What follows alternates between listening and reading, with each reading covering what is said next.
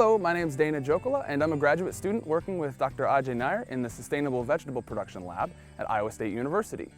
Today is August 13th, and we are here at the Horticulture Research Station in Ames, Iowa, and I wanted to give you a brief update on the research that I'm doing on reduced tillage systems for organic vegetable production.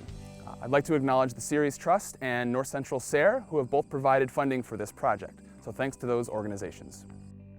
So while no-till has become relatively common in field crop production in some parts of this country, it has remained relatively absent from organic production, mostly because organic farmers rely on tillage and mechanical cultivation for weed control. However, tillage has a number of adverse effects on soil health, and so we're working on systems that will allow us to minimize the tillage.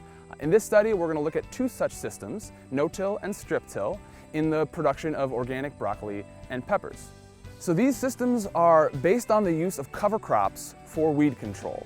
The idea is to grow an in-situ mulch through which you can eventually transplant your crop or plant your seeds. So in this study, we seeded rye and vetch last fall on September 12th at a rate of 90 pounds per acre for the rye and 25 pounds per acre for the vetch. You'll notice that the planting date is a little on the earlier end of the spectrum, and the seeding rate was a little on the higher end of the spectrum. And those are both intentional. They're both required in order to generate sufficient biomass with the cover crop in order to suppress weeds for the subsequent growing season.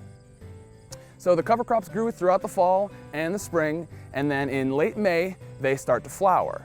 So now when rye reaches anthesis, which is pollen shed, and the vetch reaches early pod stage, they can both be fairly well terminated by mechanically rolling them with a tool called a roller crimper.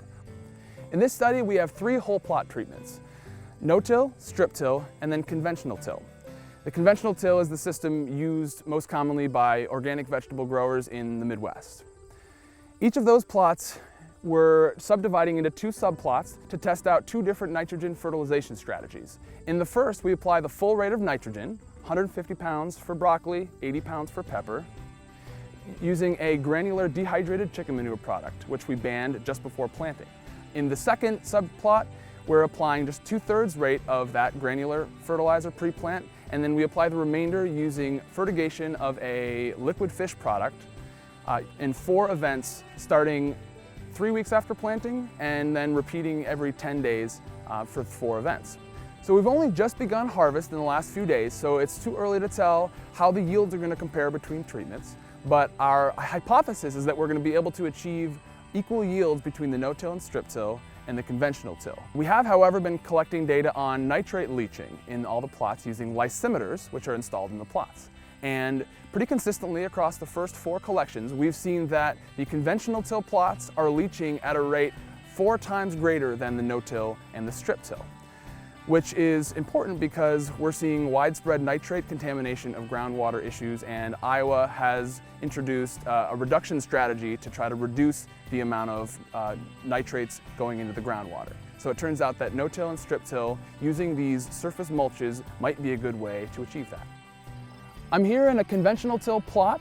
As you can see, there is no cover crop on the soil surface. The cover crop was incorporated with a rototiller prior to planting and has mostly broken down at this point. And we have had to come through with a rototiller twice to till in between the rows to control weeds. Okay, here we are in a strip till plot, and as you can see, we have about a 12-inch wide tilled band where the crop is planted. And this provides some of the benefits of conventional tillage in the row where the crop is planted. While we have done a little bit of weeding between the plants, we've done no weeding in between the rows, where, as you can see, we still have a nice mulch suppressing weeds. So we're here in a no-till plot, and as you can see, there is a mulch covering the majority of the soil surface in these plots. And the peppers are looking healthy, and you can see that we have a nice, still pretty thick mulch here that's suppressing weeds in between the rows. Okay, this is the roller crimper. This is an 8-foot INJ model. It was designed by the Rodale Institute, who did some of the earliest research on organic no-till systems. And so it's a barrel that has blades welded on it in a chevron pattern, and the blades crimp the stems of rye along the length of it and allow the cover crop to dry down and kill more reliably. You can also fill the barrel with water, which adds additional weight, resulting in a more effective kill as well.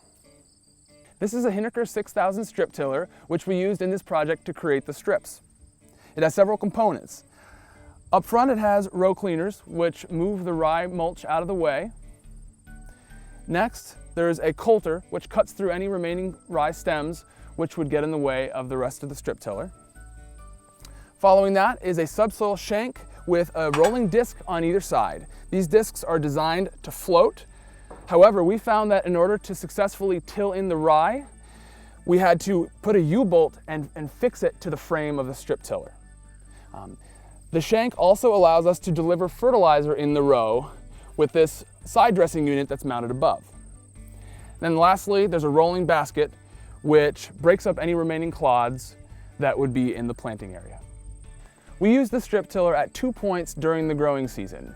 Once in the fall, about 6 weeks after seeding the cover crop in order to kill the rye in the rows, and then again just before planting, which allowed us to kill weeds that had grown during the spring, fluff up the soil to make a seed bed, and then deliver the fertilizer to the crop that we planted days after.